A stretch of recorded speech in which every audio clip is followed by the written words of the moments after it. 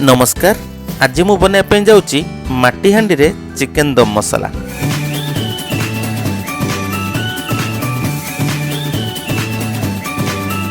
Welcome to Fadu kitchen. आज Fadu kitchen ने start होगा जाऊँगी नॉनवेज सीरीज। नॉनवेज सीरीज रो सब आइटम गुड़िक देखापी जदि आप मो चैनल को सब्सक्राइब करना एबे सब्सक्राइब करनी ता साइड थिबा बेल बटन को मध्य प्रेस करनी आपण पाखु प्रथम नोटिफिकेशन पहुँच। आज नॉनवेज सीरीज रो प्रथम आइटम रे अछि माटी हांडी रे चिकेन दम मसाला। तेबे चलंतु आज तैयारी करिबा माटी हांडी रे चिकेन दम मसाला। सेति लागि आमे सब सामग्री को प्रथम रेडी करनबा। प्रथम मु जीरा और धनिया को कढ़ाई रे टिके भाजी नै ग्राइंड कर रखि नेली। एबे गोटे कढ़ाई रे टिके सोरिष तेल को गरम करी सेथिरे पियाज को मध्य भलो भाबरे फ्राई करी काढी रखि नेली।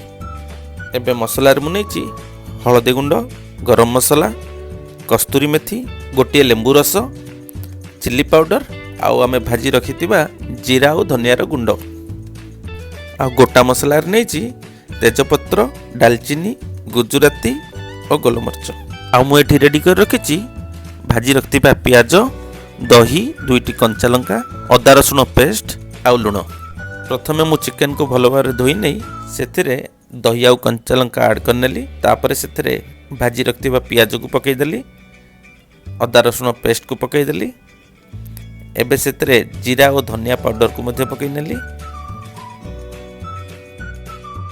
तापर हळदी, लंका गुंड, गरम मसाला, कस्तूरी मेथी, लेंबू रस एवं गोटा मसला रे गुजराती, गोलमरिच, तेजपत्र और दालचीनी को पकई नेली। तापर ऐड कर नेली लुण। एबे मु ऐड कर नेली सोरिष तेल। जो तेल आम पियाज को भाजी मुझे तेल ये यूज कर नेली।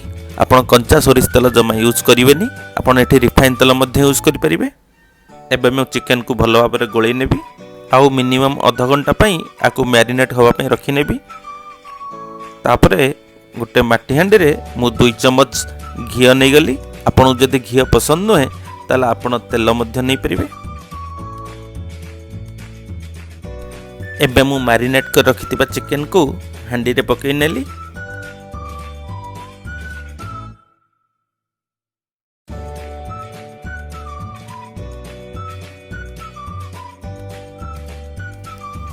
तापरे मु हांडी रो घोड़नी देई फॉइल पेपर साहाय्य रे तार मुह को एई भली भाबे सील कर नेली। आपण चाहिले एठी अट्टा रे मध्य हांडी रो मुह को सील कर नै परिबे।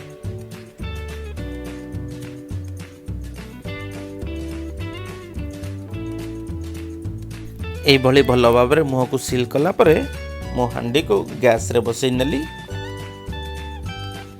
ता उपरे हांडी रो घोड़नी रे किछि पानी को मु दम दवा पे रखि नेली।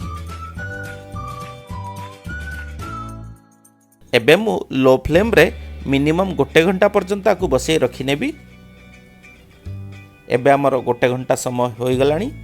एबे ता खोली के देखिबा। एबे मु काटी रखिथिबा किछि धनिया पत्र आउ छोट चमच गरम मसला को ता ऊपर पकई भलो भाव रे ताकू मिक्स कर नेली।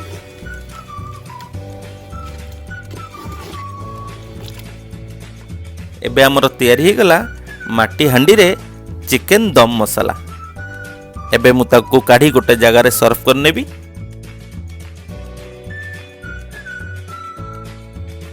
चलंतु एबे गरम गरम खाई बसिबा। बहुत भोक कलानी, बहुत जोरे बास्ना मध्य एथरु आसुची। आपण माने मध्य घरे बनै खांतु। आपन केमती लागिला मते कमेंट करी निश्चिंत जणाइबे। आपण जदि मो चैनल को सब्सक्राइब करनांती ताले एबे सब्सक्राइब करनियंतु आ बेल आइकन को मध्य प्रेस करनियंतु। मो पुणी थरे एई नॉनवेज सीरीज रे आ गोटे नॉनवेज आइटम नै कि आपण पाखरे आसीबी।